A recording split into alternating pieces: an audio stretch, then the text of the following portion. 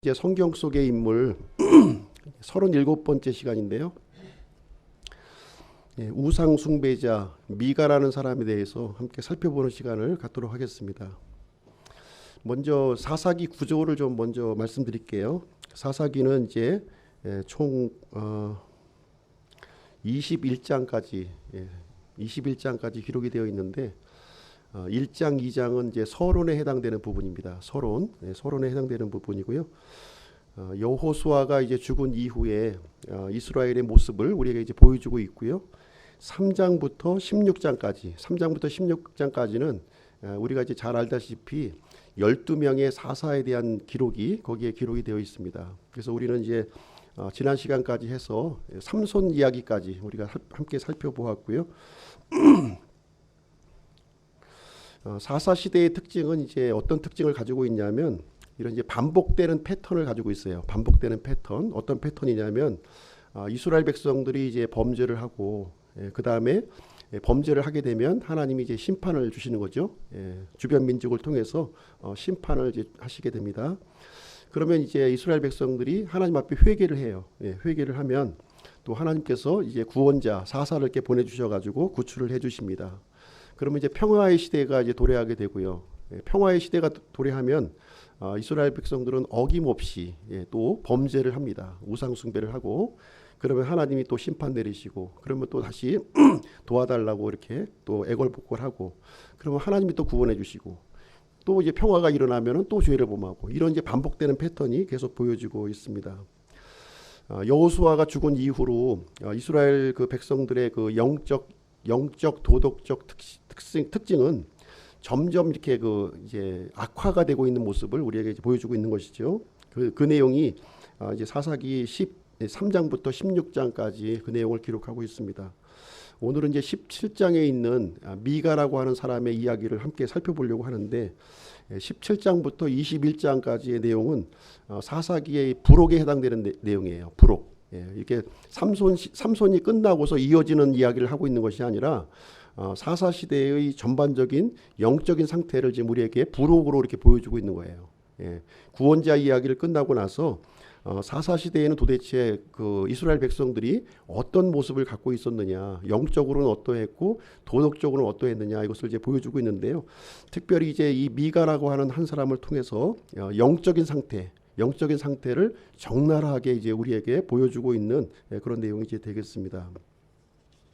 이스라엘 백성들은 이제 아시다시피 이제 이집트 땅에서 이렇게 구출을 받았죠. 하나님의 권능의 손으로 구출을 받았습니다. 그 세대를 이제 1세대라고 불러요. 1세대. 출애굽 1세대라고 이렇게 부르게 되는데 이 출애굽 1세대에게 하나님께서는 율법을 주셨어요. 시내산에서. 그런데 이제 이스라엘 백성들은 그 율법을 지키지 아니하고 불순종함으로 말미암아 광야에서 다 죽임을 이렇게 당하고 말았습니다. 그러고 나서 이제 2세대가 이제 가나안 땅으로 들어가게 돼요. 하나님께서 약속하신 가나안 땅. 그 2세대를 이제 뭐라고 부르냐면 여호수아 세대라고 부릅니다. 그래서 가나안의 1세대는 모두 죽었는데 두 사람만 이제 살아남은 거죠. 여호수아와 갈렙 두 사람만 제외하고 모든 사람들은 다 죽었어요. 그래서 이제 이 가나안으로 이제 들어가서 정착하면서 살게 되는데 여호수아가 사는 시대 동안만큼은 이스라엘 백성들이 하나님을 이제 잘 섬기고 그런 삶을 살았습니다. 그런데 여호수아가 죽은 다음에는 이 3세대죠. 3세대 이후부터는 하나님의 말씀에 순종하지도 않고 하나님을 기억하지도 않았다 하는 내용이 이제 여기에 기록이 되고 있어요. 이 내용이 바로 이제 사사 시대의 이제 배경이 된다 이렇게 보시면 되겠습니다. 이스라엘 백성들은 이제 가나안 땅에 들어와서 이게 어떻게 보면 이제 그 이집트의 노예로 살다가 이렇게 축복받은 땅으로 들어왔다면 하나님을 더 잘 섬기고 하나님께 순종하는 삶을 살아야 될 텐데 그러하지 아니하고 이렇게 급속히 하나님을 이제 떠나가고 우상을 숭배하는 그런 모습을 이제 보여주고 있습니다.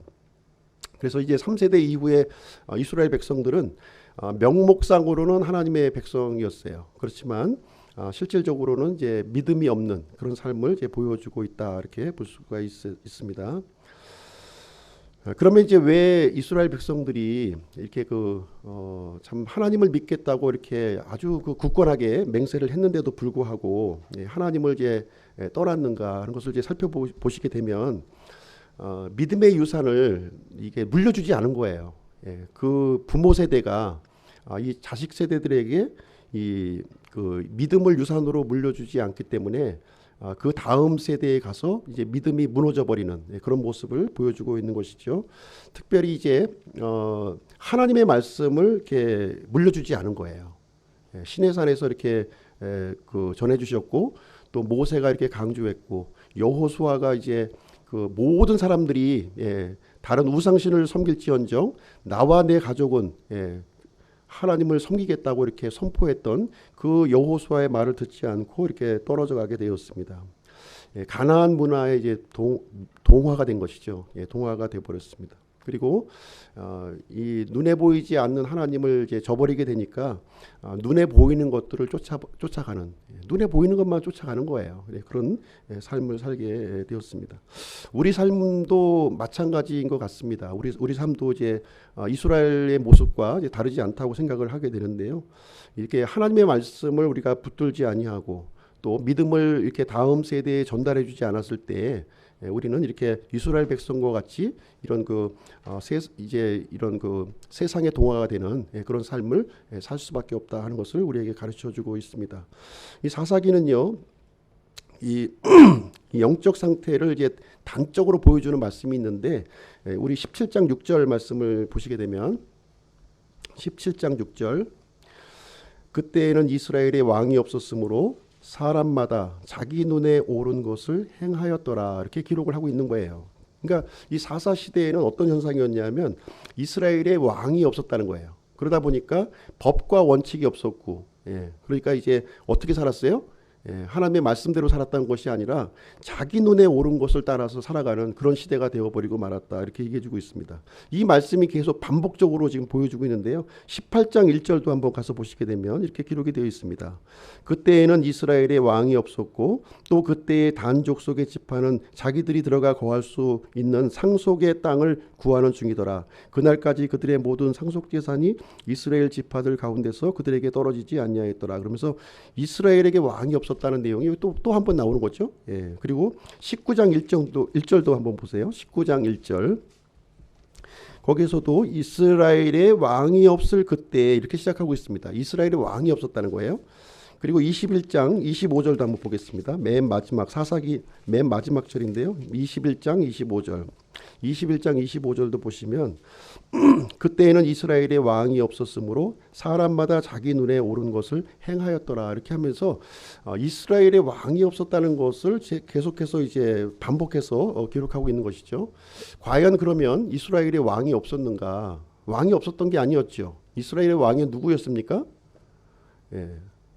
눈에 보이는 왕은 없었지만 보이지 않는 왕이 있었던 것이죠. 이스라엘의 하나님이 바로 왕이었어요. 신정 정치가 언제부터 시작이 되었나요? 시내산에서 율법을 반포할 때부터 이스라엘의 하나님은 이스라엘의 왕이었고 이스라엘 백성들은 하나님의 백성이었다는 거예요. 그럼에도 불구하고 이 하나님의 백성이 하나님을 왕으로 인정하지 않는 그런 시대가 바로 이제 사사 시대라고 하는 사실을 우리에게 보여주고 있는 거예요. 하나님의 약속을 받은 이렇게 민족이었음에도 불구하고 특별한 민족으로 불러주셨음에도 불구하고 하나님을 버리고 믿음을 버리고 약속을 저버리는 이 시대가 사사 시대였고 오늘날의 모습도 거의 비슷한 상황에 놓여 있다 이렇게 우리는 말씀드릴 수가 있겠습니다. 오늘 이제 오늘 말씀드리는 17장에 있는 이제 이 미가라고 하는 사람의 이야기를 우리가 함께 살펴보기를 원하는 건데요. 이 미가의 이 가정을 통해서 우리는 이제 이 사사 시대의 이 사람들이 어떤 상태, 어떤 영적인 상태에 놓여져 있었는가 하는 것을 우리는 볼 수가 있습니다. 부모 세대가 자녀에게 믿음을 전달하지 않으면 어떤 모습으로 전락하게 되는가 하는 것이 아주 적나라하게 여기에 기록이 되어 있는 거예요. 1절부터 3절까지 제가 다시 한번 읽어드리도록 하겠습니다. 에브라임 산에 미가라는 이름의 한 사람이 있더라. 그가 자기 어머니에게 이르되 어머니가 잃어버린 은 1100세겔에 관하여 어머니께서 저주하시고 내 귀에도 그것에 관하여 말씀하셨사온데 보소서 그 은이 내게 있나이다. 내가 그것을 취하였나이다 하니 그의 어머니가 이르되 내 아들아 주께서 내게 복 주시기를 원하노라 하니라. 그가 은 1,100세겔을 자기 어머니에게 도로 주매 그의 어머니가 이르되 내가 내 아들을 위하여 새긴 형상과 부어 만든 형상을 만들려고 이미 내 손에서 이 돈을 주께 온전히 봉헌하였노라. 그러므로 내가 이제 그것을 내게 도로 주리라 하니라. 자, 여기 보시면 이제 이 미가라고 하는 사람은 이제 이 에브라임 사람이었다 이렇게 기록하고 있어요. 에브라임. 그러니까 에브라임 지파였던 거죠. 에브라임 그 여호수 이제 이스라엘을 정복했던 여호수아는 어느 지파였나요? 에브라임 지파였어요. 그래서 에브라임 지파는 유다 지파와 더불어서 아주 강력한 지파였고 영향력 있는 지파였어요. 특별히 여호수아를 배출했던 그 지파가 에브라임 지파였던 거예요. 에브라임 지파에 있는 그러니까 이스라엘을 어떻게 보면 대표할 수 있는 그 지파의 한 사람이 지금 이제 언급되고 있는데 이 미가라는 사람을 지금 이제 그 등장하고 있는 것이죠. 이 미가라고 하는 이름의 뜻이 뭐냐? 미가 누가 여호와와 같은가 이런 뜻이에요. 누가 여호와 같은가. 굉장히 믿음이 있는 이름이에요. 이게 이 이름이. 그래서 하나님이 우리에게 가장 중요한 분이시다 하는 신앙을 담아서 이제 지어준 이름이 미가라고 하는 이름이에요. 굉장히 너무 좋은 이름이죠. 너무 좋은 이름이에요. 근데 이 미가라고 하는 사람이 어머니 돈을 절도한 거예요. 얼마를 절도했냐면 은 1,100세겔이다 이렇게 기록하고 있어요. 은 1,100세겔. 당시에 이제 그 30세겔 정도면 은 30개 정도면 노예 한 명을 살 수 있는 돈이에요. 그러니까 1,100세겔이면 굉장히 큰 돈이라는 얘기죠. 예, 굉장히 큰 돈을 이제 어머니의 돈을 이제 이 아들이 절도를 이렇게 한 겁니다. 근데 엄마가 이제 누가 가져갔는지 알 수가 없는 거예요. 그래서 이제 그 큰 돈을 어디 아마 이제 몰래 감추었을 텐데 없어진 것을 보고서 이제 엄마가 이제 그 훔쳐간 사람을 저주를 하는 거죠. 저주. 예. 이 훔쳐간 놈 하여튼 뭐 어떻게 여러 가지 말로 아마 했을 거예요. 쫄딱 망해라. 내 돈 가져간 놈 쫄딱 망해라. 아니면 다리 몽둥이가 부러져 버려라. 아니면 벼락 맞아 죽어라. 하여튼 뭐 별 소리를 다 했겠죠. 그러니까 이제 아들이 그 얘기를 가만히 듣고 보니까 못 견디겠는 거예요. 엄마가 막 본인이 훔쳐갔는데 이 훔쳐간 놈을 막 저주를 하니 자기한테 하는 소리잖아요. 도저히 견디지 못해가지고 이제 듣다 못한 이 아들이 이제 엄마한테 이실직고 하는 얘기가 여기 이제 기록이 되어 있는 거예요. 그래서 2절에 보소서 그 은이 내게 있나이다. 내가 그것을 취했나이다 하면서 자신이 이제 그 절도범이라고 하는 사실을 엄마한테 이제 고백을 하게 됩니다. 그러니까 이제 엄마 입장에서는 또 이제 어떻게 된 거예요? 자식을 저주한 꼴이 된 거잖아요. 물론 이제 돈을 훔쳐간 놈을 저주했는데 실상은 이제 아들이다 보니까 아들을 저주하게 된 거예요. 그러니까 아이고 이제 이것도 잘못됐구나 이렇게 싶어가지고서 다시 이제 이 말을 바꾸는 장면이 여기에 기록이 되어 있는 것입니다. 일반적인 부모 같으면 이 자식이 이렇게 부모의 돈을 훔쳐갔으면 어떻게 해야 돼요?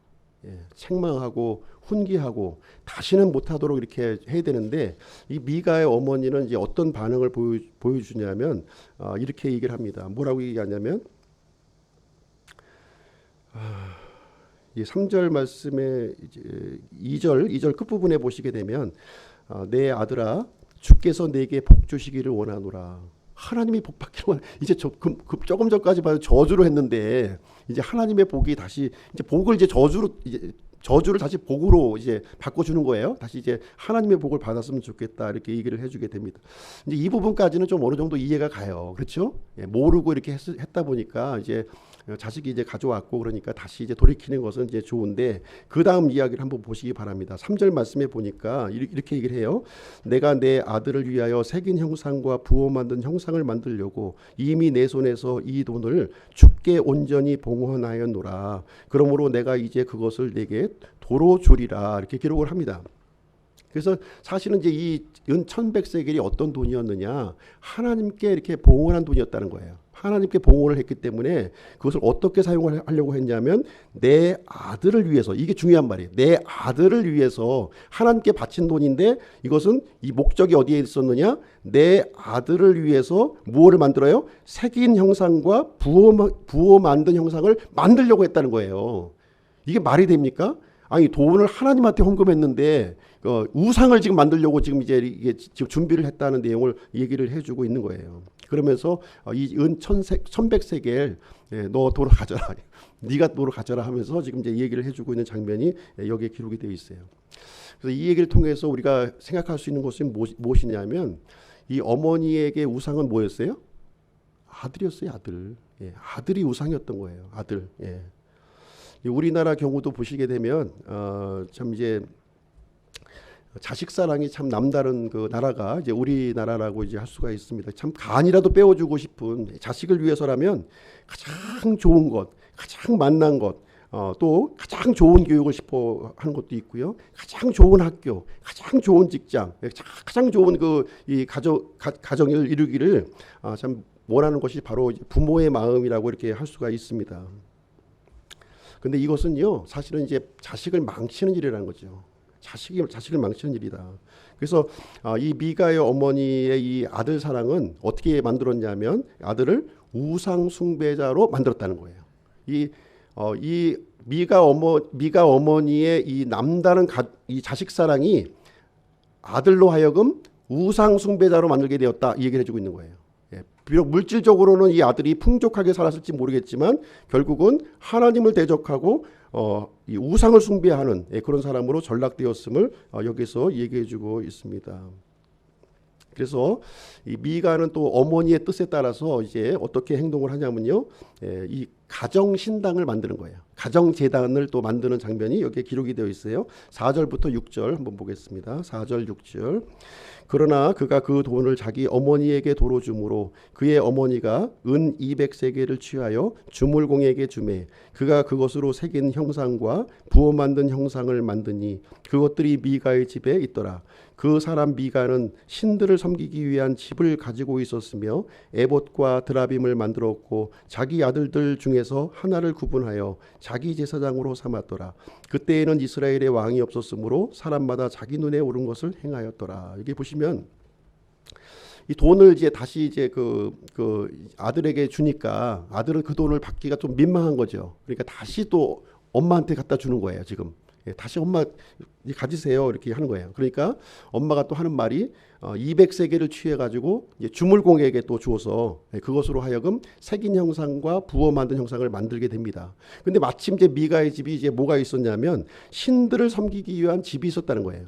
지금 이제 그 이스라엘 사람들이 이제 가나안에 이렇게 들어왔을 때 자기네들이 모든 집을 짓고 우물을 만들었던 게 아니었어요.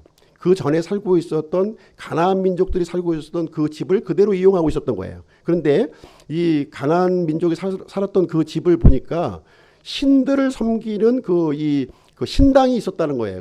이 미가의 집에.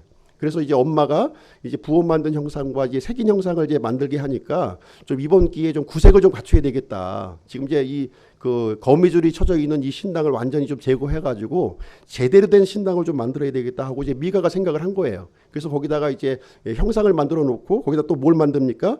에봇과 드라빔을 만들었다, 이렇게 얘기를 해주고 있어요. 드라빔. 에봇은 무엇이냐면 제사장의 의복이라는 거예요. 제사장이 이제 이게 이제 입는 이제 판결의 흉패가 들어있는 이제 제사장 의복이 이제 에봇이에요. 에봇도 만들었고, 그 다음에 드라빔은 무엇이냐면, 드라빔은 이제 아시죠? 라헬이 자기 이제 밧다마람 아버지 집에서 이렇게 나올 때 드라빔을 훔쳐가지고 이제 나오는 장면이 있는데, 이 드라빔은 무엇이냐면 가정 수호신이에요. 이교도들이 이제 갖고 있는 이 가정 수호신과 같은 요것을 이제 하나님의 이 제사장의 의복인 에봇도 만들고, 그리고 이제 이방신들의 이 상징인 이 드라빔도 이렇게 만들어 가지고 이 신당을 이렇게 재정비하는, 자기 집안에 있는 신당을 재정비하게 되는데, 이런 과정에서 돈이 왔다 갔다 하는 거예요, 지금.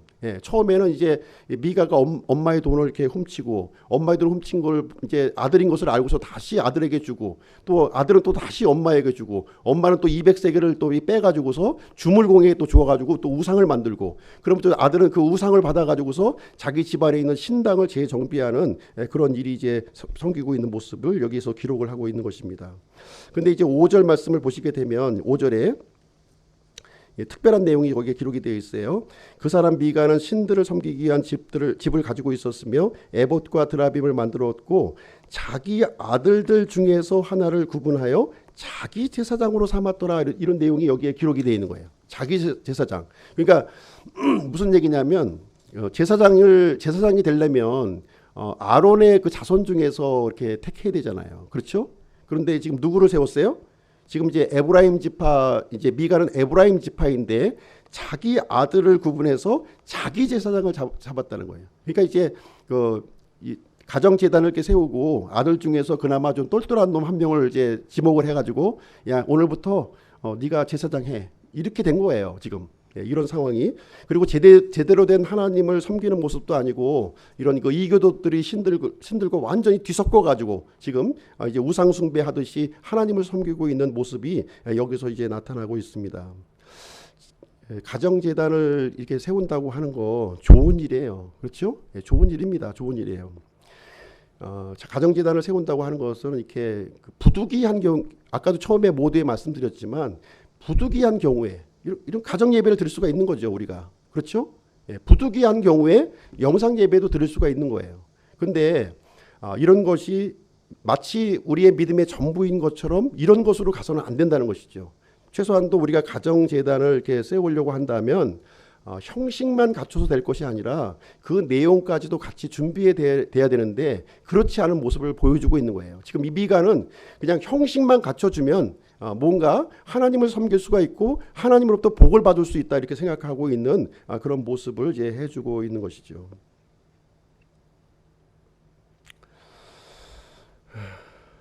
교회 가기 싫으니까 교회 가기 싫으니까 이제 집에서 이런 일을 하는 사람들이 많다는 거예요. 요즘에 교회 때문에 이제 실망도 많이 하고 또 상처도 많이 입다 보니까 이제 교회도 나가지 않으면서 이렇게 이제 3, 4, 5 모여 가지고 이렇게 예배를 드리는 사람이 이제 요즘에 많이 있습니다. 이제 그렇게 하려면 준비가 되어 있어야 돼요. 준비가 되어 있지 않으면 이 미가와 같이 겉으로는 하나님을 섬긴다고 생각할지 모르겠지만 실질적으로는 우상을 섬기는 모습으로 전락해 버릴 수가 있다. 그래서 우리가 믿음이라고 하는 거는 내 생각대로 하는 것이 아니라는 거예요. 내 마음대로 하는 것이 아니라는 거예요. 하나님께서는 이렇게 예배를 드리는 데 있어서는 어떤 일정한 그 질서와 규범을 우리에게 요구하고 있다고 하는 사실을 우리가 이제 잊지 않아야 됩니다. 우리 이제 아웃라인 나눠드린 거에 보시면 뒤편에 이제 그림이 이제 지도가 이제 나와 있어요. 지도를 보시게 되면 그 에브라임 지파 안에 가까이에는 뭐가 있냐면 실로라고 하는 도시가 있어요. 실로. 에브라임 지파 땅에는 실로라고 하는 도시가 있어요. 실로에는 뭐가 있습니까? 실로에는 성막이 있는 거예요. 성막이 위치해 있는 곳이 바로 실로입니다. 에브라임 지파는 어떻게 보면은 이렇게 복받은 민족이에요. 가장 가까운 곳에 성막에 가서 하나님을 섬길 수 있는 그런 여건이 준비되어 있는 곳이에요. 그렇죠? 나머지 지파들이 이 실로에 오려면 한참 걸려야 돼요. 오려면은 오래전부터 준비를 해야만 옵니다. 그러나 에브라임 지파 사람들은 마음만 먹으면 갈 수 있었는데 지금 미가 같은 경우는 그것이 귀찮아서 자기 집에다가 우상을 신는 우상을 섬기는 그런 이 신당을 만들어 가지고 하나님을 섬긴다는 모습을 갖추고 있지만 실질적으로 우상을 숭배하고는 이 모습으로 전락되어 있는 이 상황을 이제 여기서 말씀해주고 있는 내용이 되겠습니다. 내 생각대로 하면 안 되는 거죠. 믿음 생활이라고 하는 것은 말씀대로 해야 되는 거예요. 하나님께서 기록된 말씀을 주신 이유가 여기에 있는 겁니다. 그래서 모르면은 물어보기라도 하시면 되는데 그냥 물어보지 않고 이렇게 자기 마음대로 움직이는 사람들이 대단히 많이 있는, 이제 어떻게 보면 현재 우리의 그 영적인 모습이 지금 이 사사 시대의 모습과 조금도 다르지 않다는 거예요. 조금도 다르지 않다는 것을 여기서 보여주고 있습니다. 그래서 6절 말씀에 보시면 이스라엘의 왕이 없었으므로 사람마다 자기 눈에 옳은 것을 행하였더라 이렇게 기록을 하고 있는 것입니다. 그래서 하나님의 주권이 없는 가정, 하나님의 주권이 없는 개인, 하나님의 주권이 없는 사회, 하나님의 주권이 없는 이 국가 어떻게 되겠습니까? 그것은요 비참한 모습으로 전락할 수밖에 없다 하는 것을 얘기해주고 있어요. 그래서 사사 시대는 끊임없이 그 이방 민족에 통해서 이렇게 침략이 이루어지고요, 그 고통받는 내용이 반복적으로 이루어지고. 그래도 정신 못 차리고 영적으로 어두워져가는 이 분별력이 없는 그 시대의 사람들의 상을 우리에게 보여주고 있습니다. 그래서 몇 번 의도 터지면 이제 정신 차리고 하나님 앞에 잘못했습니다 하고 나와야 되는데 아무리 의도 터져도 이게 계속 그 잘못된 자리에 머물러져 있는 그 모습을 우리는 이제 보게 되는 것입니다. 자, 이제 자기 아들을 이제 이 그 제사장으로 이렇게 삼고 보니까 이제 아무리 그 이 분별력이 없는 사람도 좀 이제 마음에 뭐 어떻겠어요. 좀 이제 요건 좀 아니다 싶은 생각이 아마 들지 않겠습니까? 예, 그래서 그 다음 이야기가 또 진행이 되는 거예요. 한번 그 다음 이야기를 한번 보겠습니다. 그래서 이 그 미가가 개인 제사장을 또 임명을 합니다. 개인 제사장을 7절 9절 한번 보겠습니다. 7절 9절. 유다 가족에 속한 베들레헴 유다에 한 청년이 있었는데 그는 레위 사람이며 거기서 머무르는 자더라. 그 사람이 머물 곳을 찾으려고 그 도시 베들레헴 유다를 떠나 이동하다가 에브라임 산으로 가서 미가의 집에 이르매 미가가 그에게 이르되 너는 어디에서 오느냐 하니 그가 그에게 이르되 나는 베들레헴 유다에서 온 레위 사람으로 내가 처소를 찾는 곳에서 머물려고 가노라 하매. 예, 여기에 보시면 이제 어떤 사람이 또 등장하냐면 레위 사람이 또 등장하는 거예요. 레위 사람이 등장하는데 어디에 속한 레위 사람이었냐면 유다 가족에 속한 베들레헴 유다에 살고 있는 이 레위 사람이다. 이렇게 여기를 얘기를 해주고 있는 거예요. 그래서 여호수아 시대 때 이제 그 각 지파별로 이렇게 그 이제 땅을 이렇게 분배를 받았거든요. 분배를 받았는데 레위 지파에게는 이 상속 재산을 남겨주지 않았어요. 레위 지파는 상속 재산이 없어요.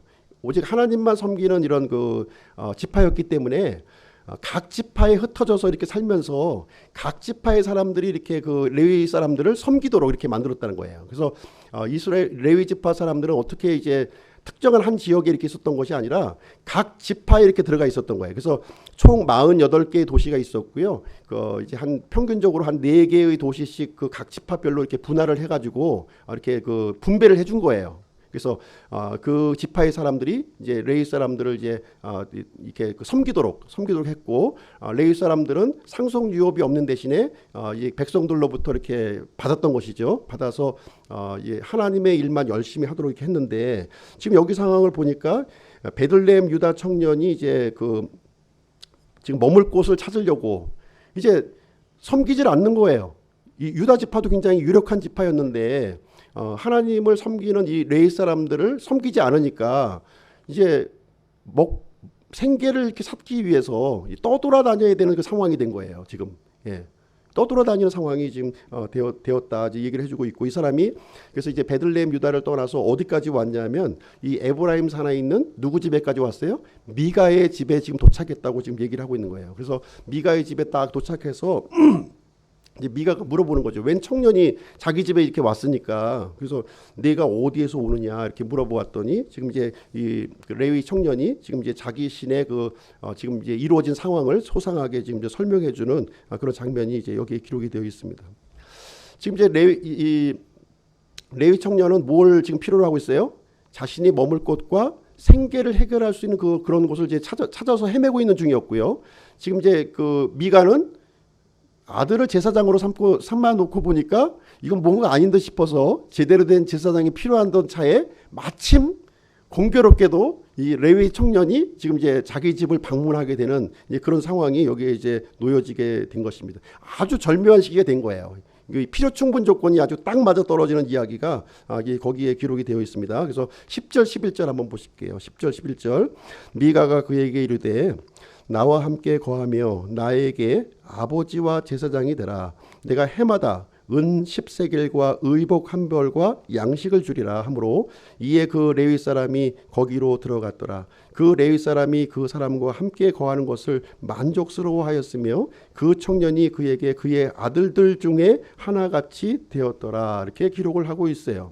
그래서 이제 이 미가가 제안을 한 거죠. 뭐라고 제안을 했냐면 이제 너 레위 사람이냐? 그러면 우리 집에 그 제사장이 좀 되어줬으면 좋겠다. 이제 얘기를 하면서 연봉 계약을 여기서 체결을 합니다. 연봉 계약 어떻게 체결하냐면 은 10세겔과 의복 한 벌 그리고 양식을 주고 여기서 머물 수 있도록 내가 이제 그 대가를 주겠다. 이렇게 얘기를 하니까 이 레위 사람이 참 얼마나 참 그 만족스럽겠어요. 그렇죠? 아니 그 생계를 구하려고 막 돌아다니던 차에 마침 잘 된 거죠. 이렇게 또 자기 제사장 노릇도 해가면서 먹을 것도 좀 생기고 머물 것도 생기니까 너무나도 좋은 일이 이제 생기게 되었다. 이제 이렇게 말하고 있는 것이죠. 하나님의 인도하심인가요? 이게 하나님의 인도하심으로 보여집니까? 12절 13절 한번 보겠습니다. 12절 13절. 미가가 그 레위 사람을 거룩히 구분하며 그 청년이 미가의 제사장이 되어 그의 집에 거함으로 그때 미가가 이르되 레위 사람이 내 제사장이 되었으니 이제 주께서 내게 손을 베푸실 줄 내가 아노라 하니라. 여기 보니까 이제 이 레위 청년이 어떻게 되었냐면 미가의 제사장이 되었다는 거예요. 하나님의 제사장이 되어야 될 사람이 지금 이제 한 개인의 제사장으로 전락되어 있는 모습을 여기서 얘기해주고 있는 것이죠. 그렇죠? 예. 이 미가의 제사장일 뿐만 아니라 지금 이제 미가가 만든 우상 신당의 전각지기로 지금 전락되어 하나님의 이제 어떻게 보면 이 레위는 이제 하나님께서 특별히 이스라엘 민족 중에서도 특별히 구분해서 하나님의 사역으로 이렇게 불러주었던 사람들인데 이 사람이 개인의 어떤 그런 사역자로 전락을 해버리게 되고 돈에 팔려서 사역자로 전락하게 되고 그것도 모자라서 이 분별력도 없이 우상지기가 되어버리는 이 얘기가 여기에 이제 기록되어 있어요. 또 미가는 또 이 레위 제사장이 자기 집에 이렇게 들어온 것을 보고서 하나님께서 내게 선을 베푸실 줄 안다. 내가 복받게 되었다 하는 얘기를 해주고 있는 거예요. 그러니까 미가의 우상은 뭐였어요? 미가의 우상은 돈이에요, 돈. 예. 이 어머니의 그 우상은 아들이었고 아들의 우상은 뭐였어요? 돈이었다는 거예요. 돈. 오로지 돈밖에 없는 거예요. 눈에 보이는 그것만 이제 갖고 있는 겁니다. 그래서 이 미가의 이 모습을 통해서 한 손에는 우상, 한 손에는 하나님을 붙들고서 하나님께 복을 구하는 그런 형국이 되어져 있는 거예요. 이 모습은 전형적인 우리 현대 교회의 이런 믿음의 모습이라고 우리는 생각을 할 수가 있습니다. 그래서 탐욕의 우상을 우리 마음속에 각각 품고서 하나님께 예배드리는 것과 다를 바가 없다는 거예요. 그렇지 않습니까? 예, 겉으로는 하나님을 예배한다고 이렇게 와서 예배를 드리고 하나님 말씀 보고 이렇게 또 설교도 듣지만 내 마음속에 진짜 자리 잡고 있는 것은 무엇이냐는 거예요. 하나님이 자리 잡고 있는 것인지 아니면 내가 성취하고자 하는 그 우상을 내 마음속에 품고 있는 것인지를 한번 우리가 살펴보아야 될 줄로 생각합니다. 우리 에스겔서 14장으로 한번 가서 보실게요. 에스겔서 14장 한번 보겠습니다.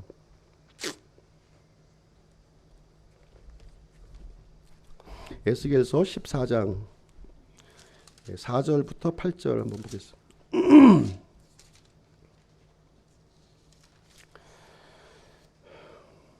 에스겔서 1005페이지입니다. 1005페이지.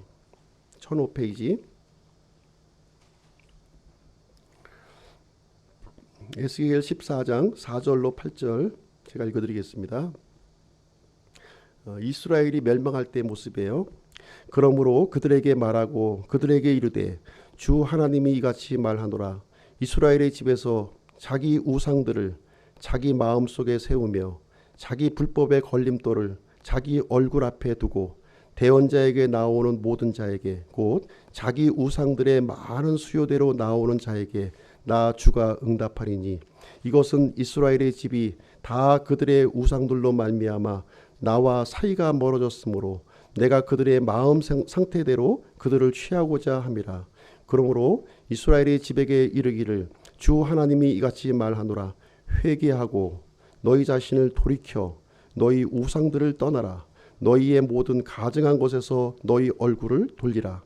이스라엘의 집과 이스라엘에 머무는 타국인 중에 자신을 분리하여 나를 떠나고 자기 우상들을 자기 마음속에 세우며 자기 불법의 걸림돌을 자기 얼굴 앞에 두고 나에 관하여 묻고자 대언자에게 나오는 모든 자에게 곧 그에게 나 주가 친히 응답하리라.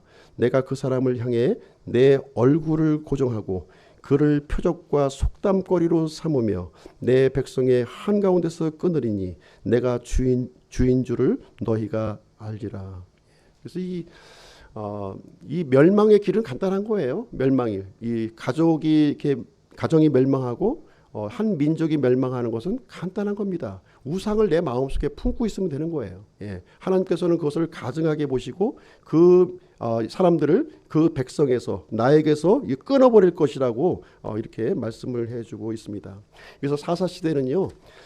자기 눈에 옳은 것, 자기 눈에 옳은 것을 쫓아 하나님의 말씀하고 비교를 하지 않아요. 이게 하나님의 말씀이 기준으로 주셨는데 말씀의 기준을 놓고서 이렇게 맞나 안 맞나 아니 길이를 재려면은 어떤 사람은 1m라고 그러고 어떤 사람은 60cm라고 그러면 서로 우길 게 아니라 자를 갖다 놓고 이것이 80cm네 하고서 하면 그 차이점을 우리가 분별을 할 줄 알아야지. 예. 자를 안 갖다 놓고 서로 자기 의견만 가지고 이렇게 이제 그 옥신각신하는 그런 상황이 되고 결국 이제 하나님을 외면하고 믿음 생활을 하고 있는 그런 모습이 되니까 결국 하나님조차도 외면하시는 거 아니겠어요? 하나님조차도 외면하는 그런 모습을 보여줍니다. 그래서 이 사사 시대는 이렇게 백성들도 타락했고 제사장도 타락했고 지도자도 타락했고 총체적인 이 타락 속에서 살고 있는 이 모습을 그래서 이제 이 반복의 악의 그 순환고리에서 헤어나오지 못하고 있는 모습을 이제 우리에게 보여주고 있는 내용이 되겠습니다.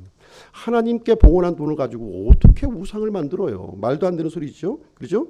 예, 말씀을 가르치고 인도해야 될 이 레위인이 생계를 위해서 우상을 섬기는 것으로 만족했다. 참 말도 안 되는 그 일들이 지금 이제 일어나고 있는 모습을 우리는 이제 보고 있는 것입니다. 이런 사람들은 더 이상 하나님의 백성도 아니고 이제 이교도 사람들로 멸망으로 가야 될 그런 짐승만도 못한 그런 사람으로 우리가 볼 수밖에 없는 것입니다. 자, 그럼 이제 마지막 이제 우리가 적용할 교훈을 한번 보시도록 하겠습니다. 오늘 이제 미가의 이야기를 함께 살펴보았는데요.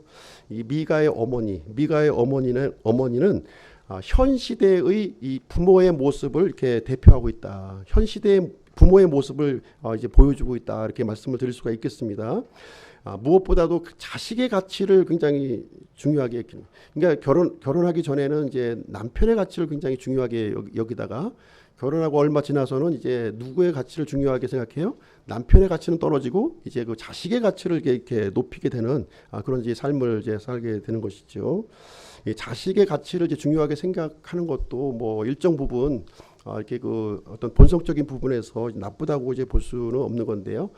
그런데 너무 이 자식이 우상화되었을 때는 이 자식을 이렇게 그 올바른 길로 인도하는 것이 아니라 그릇된 길로 망치는 길로 본인은 자식을 위한다고 이렇게 하고는 있지만 실질적으로 자식을 위하고 있는 것이 아니라 자식을 망가뜨리는 쪽으로 이제 가고 있다는 것을 우리가 좀 알 필요가 있는 것입니다. 부모가 자식에게 전해줘야 될 게 뭔가요? 돈인가요? 좋은 집인가요? 뭐 명예인가요? 예, 그런 게 아니라는 거죠. 지금 이제 사사기에서 알려주는 건 뭐예요? 부모에게 자손에게 물려줄 가장 중요한 것은 믿음의 유산을 이게 물려줘야 된다는 거예요. 그래야만 비록 가진 것이 없을지라도 힘든 상황에 있을지라도 다시 회복할 수 있는 그런 힘을 얻게 된다는 것을 얘기해주고 있는 것입니다. 그래서 우리 참 자식을 우상으로 이렇게 하지 말고 귀하게 여긴다면 진짜 바른 믿음을 이렇게 전해줘야 되겠다는 생각을 좀 가졌으면 좋겠습니다. 두 번째는 이제 이 미가의 모습을 통해서 우리가 지금 뭘 또 생각을 해볼 수가 있습니까? 이 미가의 모습을 통해서 인본주의, 이 그 기복주의 신앙을 우리가 또 경계를 또 안 할 수가 없는 것이죠. 그렇죠? 하나님이 나를 위해서 존재합니까? 아니면 내가 하나님을 위해서 존재합니까? 우리 분명히 이 부분을 우리가 좀 짚고 넘어가야 되는 거예요. 하나님이 나를 위해 존재하는 거예요. 내가 하나님을 위해 존재하는 거예요. 바른 믿음이라고 하는 것은 내가 하나님을 위해 존재하는 거죠. 그렇잖아요. 근데 하나님이 나를 위해 존재하면 어떻게 하겠어요? 하나님을 수단으로 삼아버리면 이 수단을 삼아버리면 하나님이 뭐 필요합니까? 석가모니면 어떻고? 예? 아니면 무당집에 있는 그 뭐예요? 4대 천왕이면 어떻고? 그렇잖아요. 나를 위해 존재한 내가 중심이라면 그게 아니라는 거죠. 미가는요 모든 것 이렇게 부모의 사랑을 너무 받다 보니까 내가 너무 귀한 거야. 너무 귀해. 하나님도 나를 위해 존재하는 거야. 모든 주변 사람들이 나를 위해서 존재하게 되는. 그래서 나를 위한 부모, 나를 위한 우상, 나를 위한 제사장이 이제 자꾸 이제 이걸 만들어내는 거예요. 이렇게 만들어내는. 결국 나를 위한 하나님을 또 찾는 거예요. 하나님도 예, 그래서 결국에는 미가는 저주받을 우상 숭배자로 전락하고 말았다 하는 내용을 여기서 얘기해주고 있습니다. 이 레위인을 통해서 우리가 또 뭘 배울 수 있나요? 레위인, 레위인의 이 모습은 전형적인 그 사꾼 목자의 모습을 우리에게 이제 가르쳐주고 있는 것이죠. 이 레위인이라 할지라도 하나님의 말씀을 버리게 되면 어떻게 되나요? 하나님의 말씀을 버리게 되면 우상지기가 되는 거예요. 우상지기. 그렇지 않습니까? 예, 하나님을 생계수단으로 삼고 미가나 뭐 레위인이나 뭐 다를 게 뭐가 있어요? 똑같죠. 예, 뭐 레위인이니까 뭐 특별한가요? 예, 그렇지가 않습니다. 공적인 직무를 수행해야 될 이 미가는 개인의 종이 되어버렸습니다. 그래서 레위인조차 당시에 레위인 일반 백성은 말할 것도 없고 이 사회적인 이 지도자로 선임되어 있는 레위인조차도 자기 눈에 오른 대로 이렇게 행하는 하나님을 인정하지 않는 그런 모습을 보여주고 있습니다. 오늘날의 우리의 모습은 어떤가요?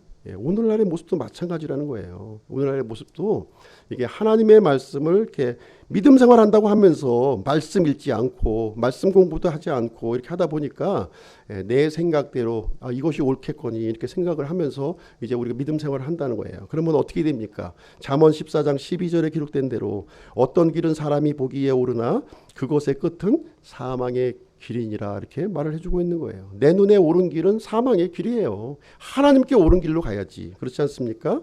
하나님의 말씀을 기준으로 삼아야 되는 거예요. 사람이 보기에 그 좋은 길로 가서는 안 되는 거예요. 사람이 보기에 안 좋은 길이라 할지라도 하나님의 길이라면 말씀의 길이라면 그것이 생명의 길이고 복받는 길이라는 것을 우리가 알 필요가 있는 거예요. 그래서 성경에서 반복적으로 우리에게 해주시는 말씀은 이 생명의 길은 사람이 찾지 않는 길이요 좁은 길이요 좁은 문이라고 우리에게 말씀을 해주고 있는 것이 되겠습니다. 그래서 이 그 미가의 이야기를 통해서 우리가 오늘 이제 말씀드릴 수 있는 결론은 자기 눈에 옳은 대로 행하면 결국은 내 영혼을 망치는 길이다. 이것을 이제 말씀해주고 있는 내용이 되겠습니다. 자, 오늘은 이제 미가에 대해서 함께 살펴보는 그런 시간을 가졌고요. 기도하고 마치도록 하겠습니다.